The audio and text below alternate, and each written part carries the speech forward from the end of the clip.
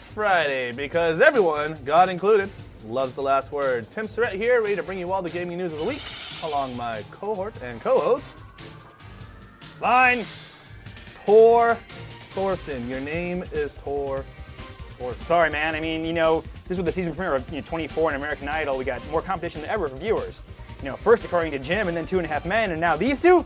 Damn you networks, especially Fox. Yeah, we hate everything Fox owns, but we can't sit here and take it lying down.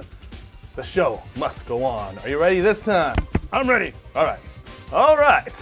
Thank God it's Friday because everyone, Rupert Murdoch included, loves the last word. Tim Surrett here, ready to bring you all the gaming news of the week, along my cohort and co-host, Tor Thorson.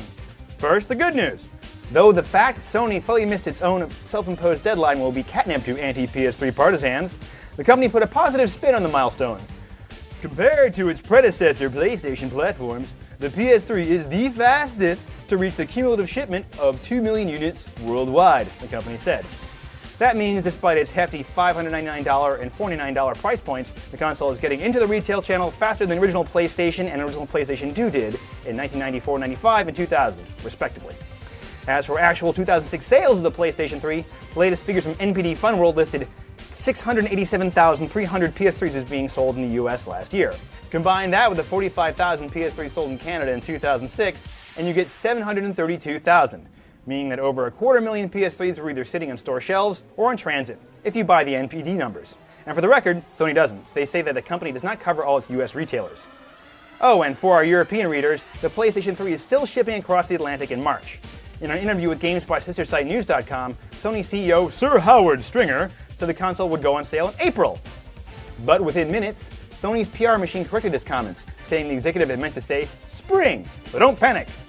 World of Warcraft got its first expansion pack on Tuesday. The Burning Crusade was released, and the nerds showed up. Yes, it was a menagerie of geeks and dorks at midnight launch events around the world.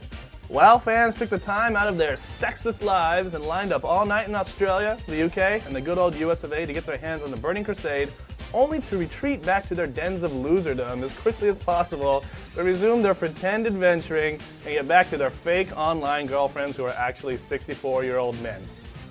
Anyway, if the turnouts and excitement around the expansion's launch are any indication, Blizzard and Vivendi Games should continue to rake in money at alarming rates. With 8 million uber nerds and counting, it appears WoW isn't going away anytime soon. Also making headlines this week was the Guitar Hero franchise, but not for the reason you'd think. Sure, NPD just reported Guitar Hero 2 sold 1.3 million copies in 2006, bringing the franchise's total to just under 2.4 million copies sold. Now, though, it appears the Guitar Hero success story has struck a discordant note. Guitar Hero 2 was the last game in the series to be developed by Harmonix Music System, which was bought by MTV last September for a whopping $175 million. That's $75 million more than what Activision paid for the Guitar Hero license and its publisher, Red Octane. With Harmonix off the Guitar Hero stage, it was unclear who would take over development duties for the franchise. But now, that question appears to have been answered. This week, the website of Neversoft began running ads that it was hiring developers for the Guitar Hero series, although no specific positions were mentioned. And since Activision declined to comment, it's unclear if the Tony Hawk developer is simply taking over the franchise or whether the remnants of Red Octane are being folded into Neversoft. One thing is for certain, though. With Activision already planning at least 3 more Guitar Hero games, and Guitar Hero 2 coming to the Xbox 360 next month, the rhythm game franchise won't stop rocking out anytime soon. What time is it? Date. That's right, it's rumor control time, and this is one juicy nugget of rumorlicious speculation topped off with a dollop of gossip.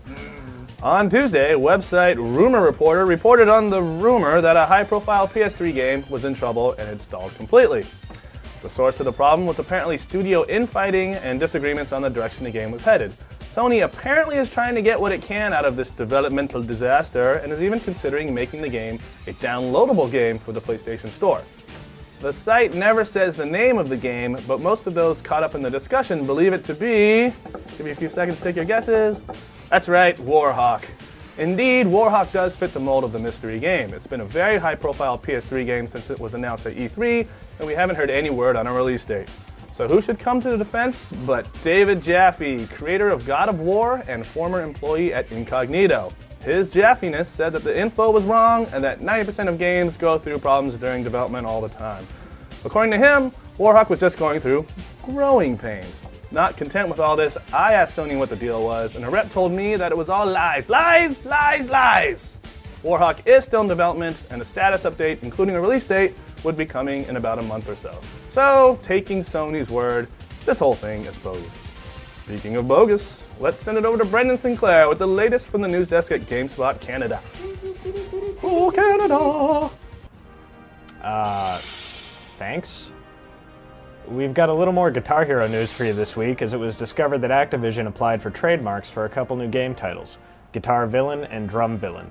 We can only assume that both games will glorify the sex, drugs, and rock and roll lifestyle, with licensed appearances by psychotic axemen like Sid Vicious, the Honky Tonk Man, and Tiny Tim. Yeah, we know Tiny Tim played the ukulele, but his villainy far overshadows such petty differences. As for the drum villainy, look for that one to feature notoriously unstable drummers like John Bonham, Keith Moon, and Phil Collins. Finally, the MPD got around to releasing its 2006 PC retail sales tally for the US this week, and the numbers were pretty dull. Overall PC game revenue was up just about 1% to $970 million for the year, with the two bestsellers of the year, World of Warcraft and The Sims 2, both having been released way back in 2004. The Sims franchise was responsible for 5 of the year's 10 best-selling games, with the remaining slots occupied by Star Wars Empire at War, The Elder Scrolls IV Oblivion, Age of Empires 3, and Civilization 4. And now back to Tim and Tor, who will no doubt poke gentle fun of my Canadian heritage with painfully tired cultural cliches. Take off to the Great White North, you hoser. Sounds like someone started a bit early. For GameSpot News, I'm Tim Surratt. And I am the Metal Viking, aka Tor Thorson. For all the latest game news and rumors, like EA's first entry in Xbox Live Arcade and the possibility of an Xbox 360 Ghostbusters game, head on over to news.gamespot.com. That's all for this shortened work week. Enjoy it while you can, since soon it's back to 9 to 5, 5 times a week. Yeah, right. More like 8 to 7, 6 days a week. Well, that's why we get free drinks on payday. Is it payday yet?